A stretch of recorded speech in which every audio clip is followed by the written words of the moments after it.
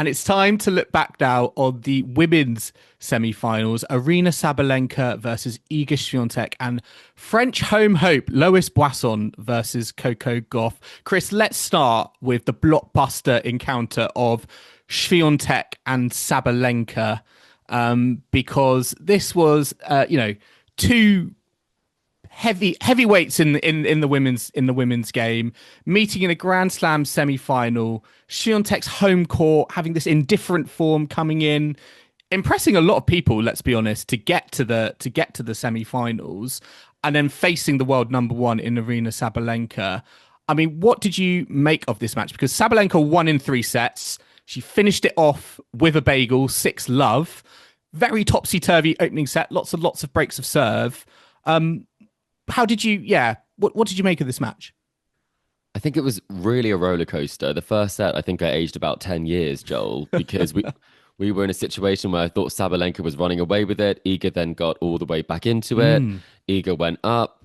Sabalenka then went up again. Iga broke. Then we had the tie break, and obviously Sabalenka ran away with that. We know she's so good in tie breaks, especially at this tournament. So the first set made me think this is going to be a really epic rest of clash. Yes. And then it was very strange because I don't think I've seen such a drop-off in a semi-final or a match of this sort of standard. I think I've seen that before when a player loses that second set, they then go away. It's very rare that the player who wins the second set would completely drop off like Iga did. So it does show that Sabalenka is relentless and that you might raise your level, but she is also going to raise hers, or she's going to keep her level very high throughout, which is something that Iga couldn't.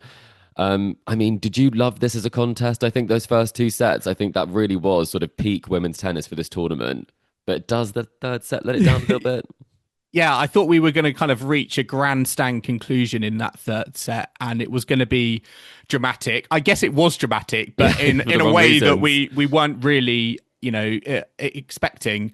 Although having said that, there has been a case that Swiatek has gone mentally a little bit more walkabout recently. She's been suffering from these bagels and these breadstick drops in conversation, drops in concentration, and her tennis ability. But I was so impressed with that first set, with how she kind of wrestled it back, because I think with a lot of the opponents that Sabalenka faces, they can feel intimidated, particularly when you're kind of like 3-love, 4-love down, double break down.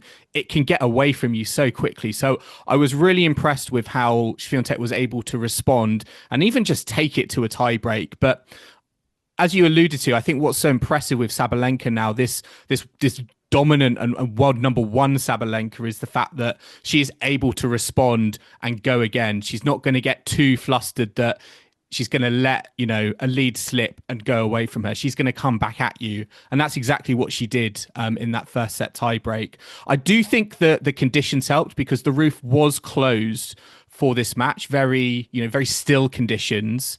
Do you feel like that was a factor, in the result? And do you feel like that maybe favoured Sabalenka a little bit more?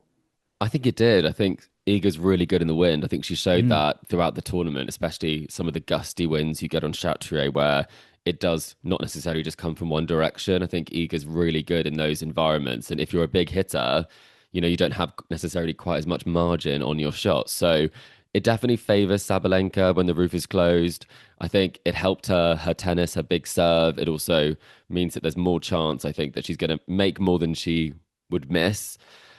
Having said that, I mean, you just don't necessarily know what would happen if that was the case. She's proven she can win outdoors as well.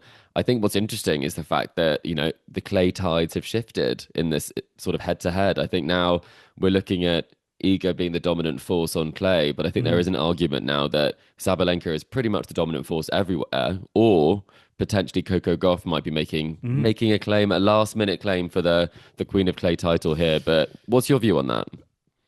I mean, I quite like the fact, and we're going to get into talking about the final in a bit, but I do like the fact that we've got the number 1 and the number 2 seeds in the final, because Iga Swiatek is a class competitor, particularly on clay, particularly in Paris. We've seen that many, many times before. And it feels nice that we've got kind of the top 2 players. We've not got a kind of a surprise person out of nowhere or or whatever. It feels like a very natural, match to take place, given what we've seen happen. And I do think Iga Swiatek is going to be back. I arguably would say that she showed that she is back somewhat. I think in this tournament, I think she played the best clay tennis we've seen, certainly over the last month or so.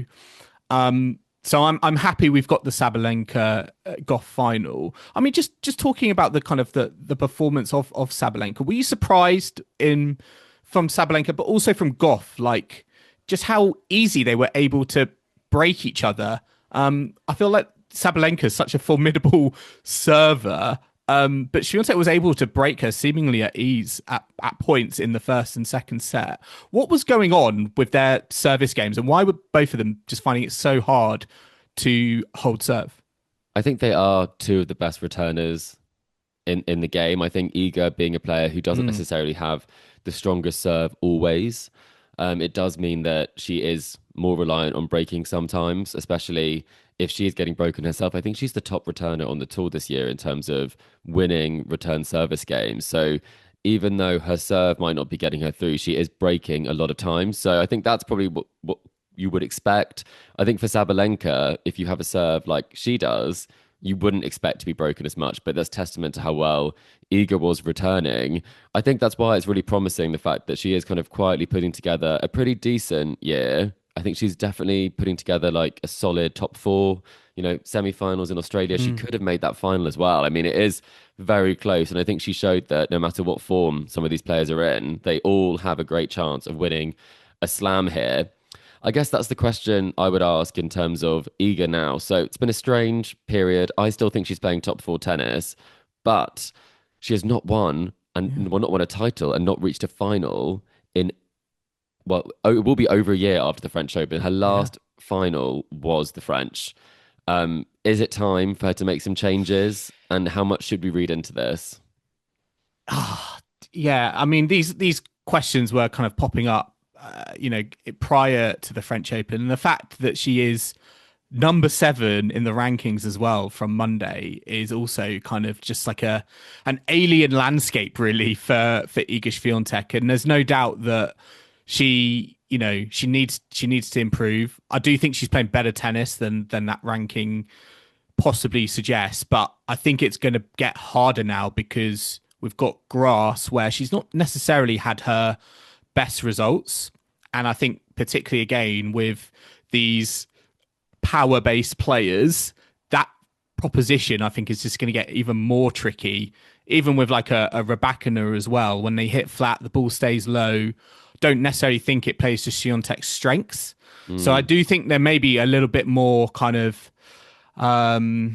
uncertainty to come. And although I think this maybe this kind of set of results and getting to the semis has maybe kind of delayed the conversation of her team and win for set, and whether you would kind of get rid of him or would you persevere. I think the kind of the transition and the changeover is so quick between the clay and the grass that I think you need to stick with, see what happens in the grass court season, and then maybe take stock of the situation before the hard courts come up again, because I think that's where she will kind of realistically see a better opportunity to kind of get back on the horse, possibly win, a Grand Slam title again. I think she's going to need to do that as a statement to kind of show that she is back, because I do wonder if, this kind of situation has kind of shown that, is Iga Swiatek just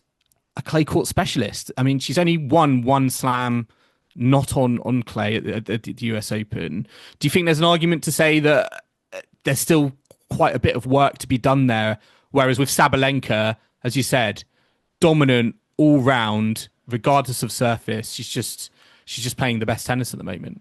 Well, she's actually the third woman this century to reach multiple Grand Slam singles finals in 3 or more consecutive years, and that's joining the company of Venus and Serena Williams. So wow.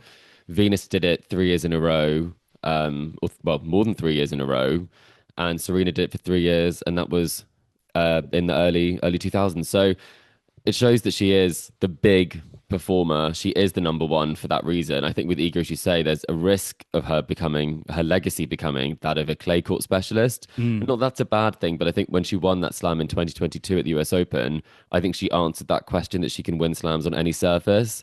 I think she will be not necessarily prioritizing or wanting one slam more than another, but I do think it would go some way to get her out of that clay specialist box.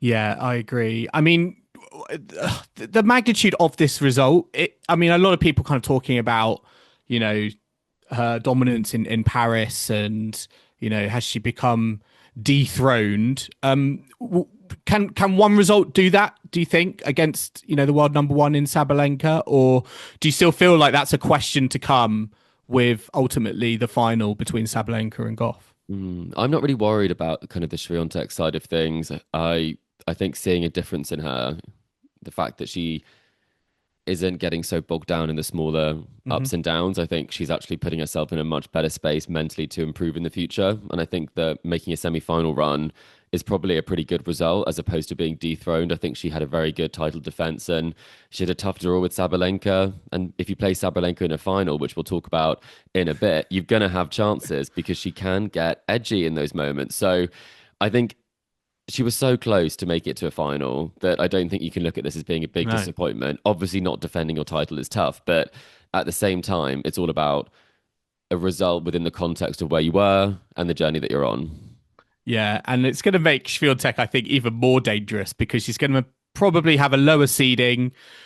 Big players are going to kind of face her earlier on in the tournaments, and it's a completely, I think, different proposition for Swiatek. I think this is kind of the reality we're now living in the sense that she's now part of the chasing pack.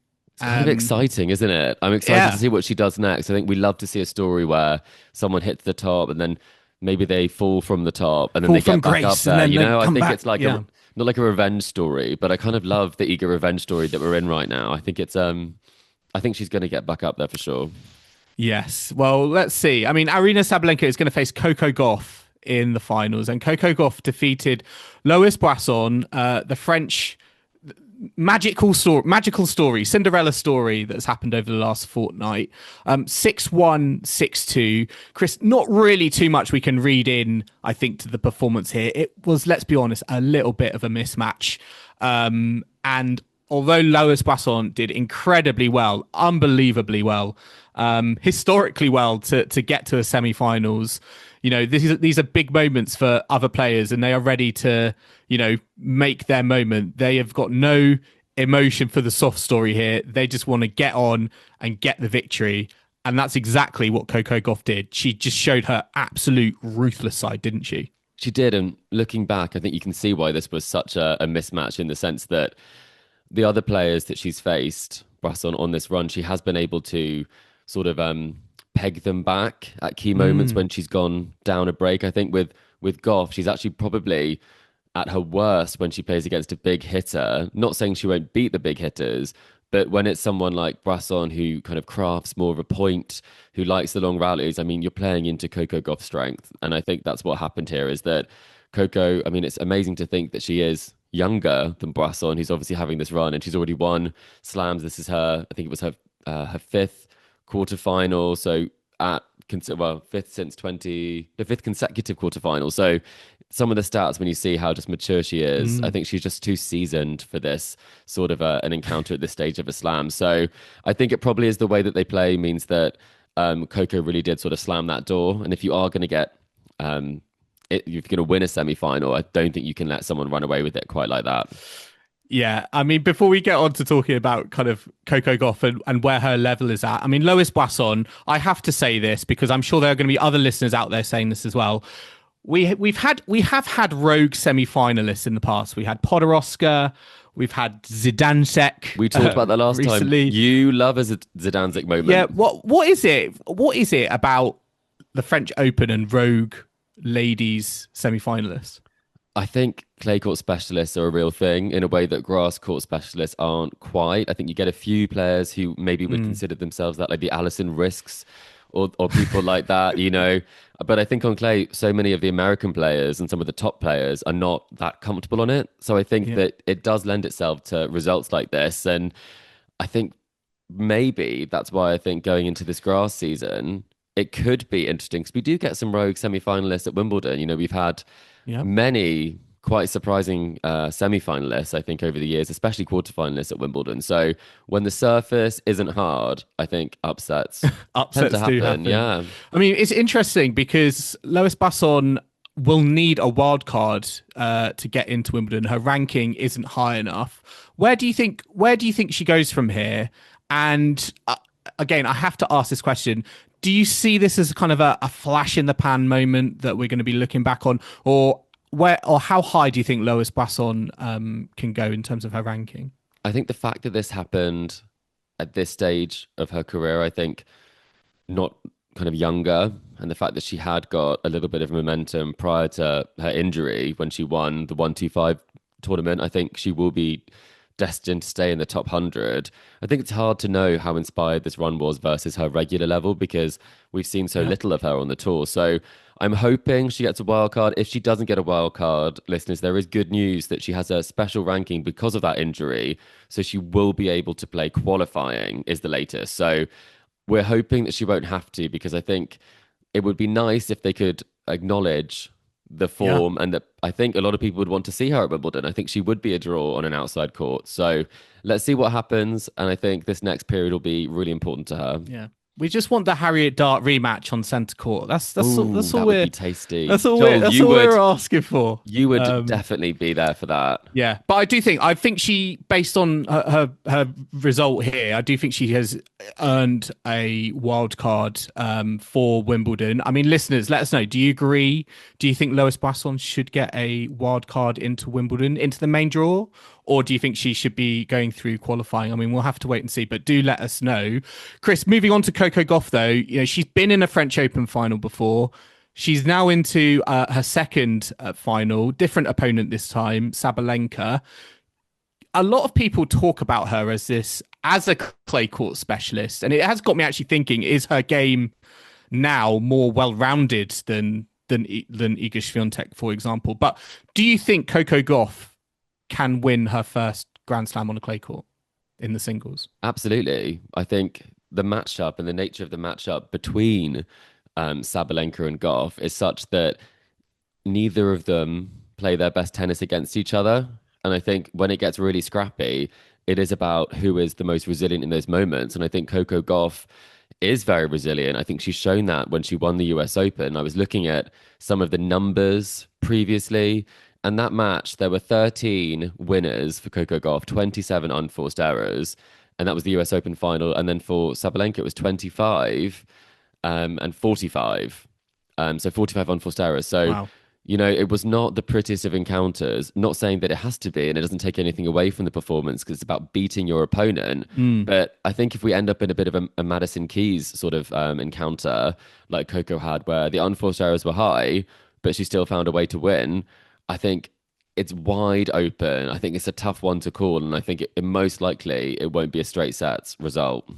Well, their last match on clay was in Madrid, where Sabalenka did come through in straight sets. But yeah, you do think back to that US Open final, and you talk about two players who, particularly I think more with Coco Gauff this season, it has been messy at times.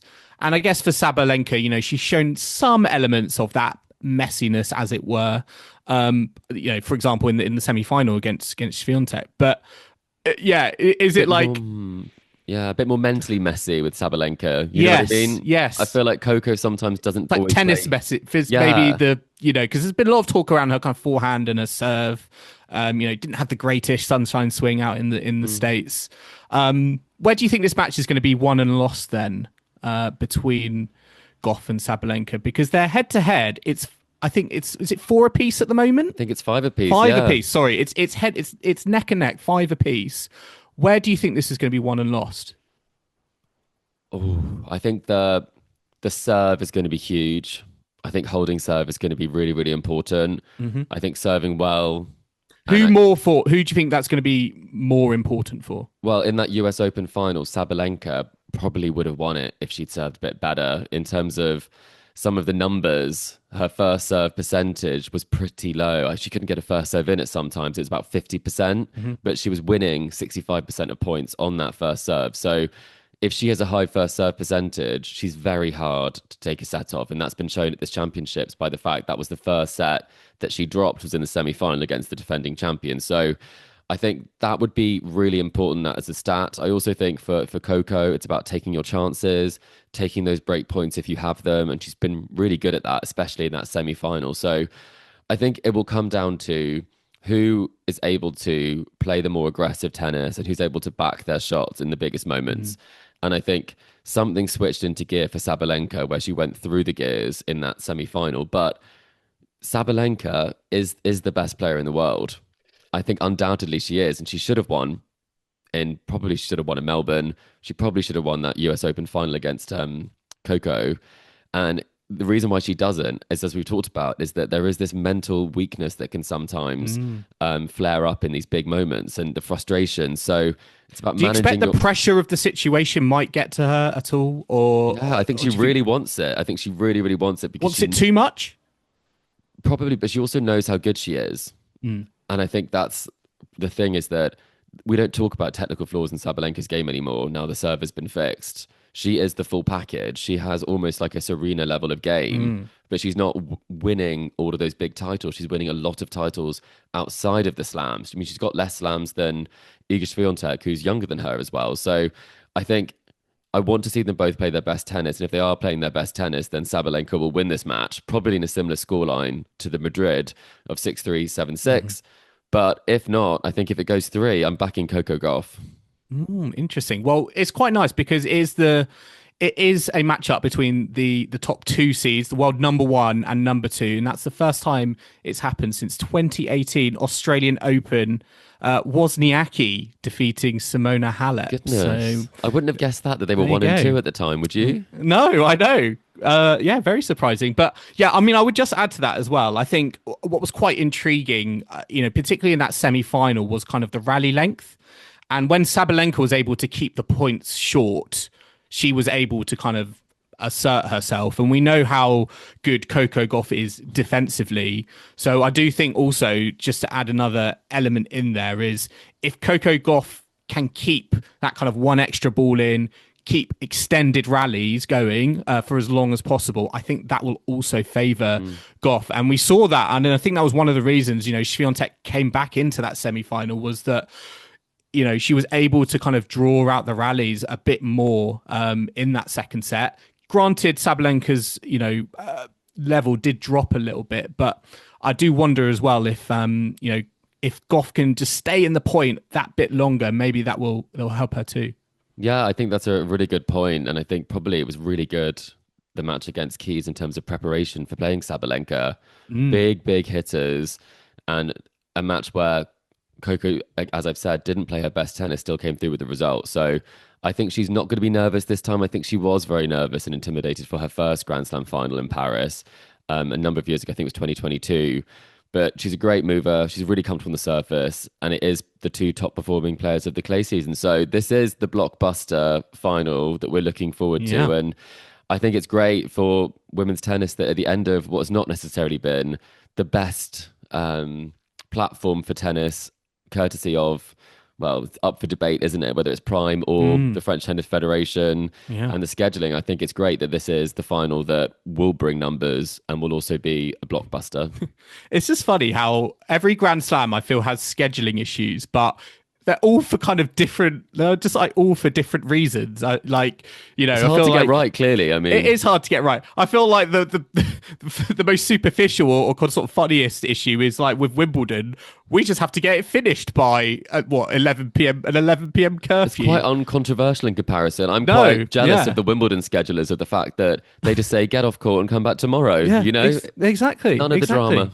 None of the drama. And like with Australian Open, US Open, going late is always an issue there. So it's just fascinating. But hopefully the matchup between Sabalenka and Gauff can just sort of forget about everything and just let us focus on the tennis. Let's end the episode, Chris, with some predictions. Right. I am going to ask you for the name of the victor as well as the number of sets, how you think it's going to finish. Is Coco Guaff going to win her first Roland-Garros title, or is Aryna Sabalenka going to win her first Roland-Garros title as the world number one? Where are you going?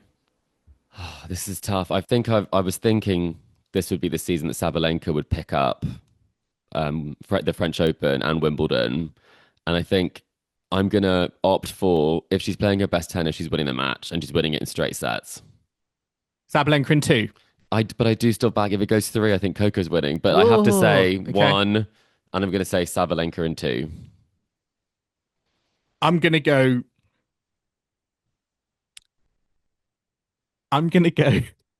See, you've asked me, but you're not prepared. I think this was my final, by the way. I'm going to go. Joel. Was it? Yeah. Okay. I'm going to go Gauff in three. Gauff in three.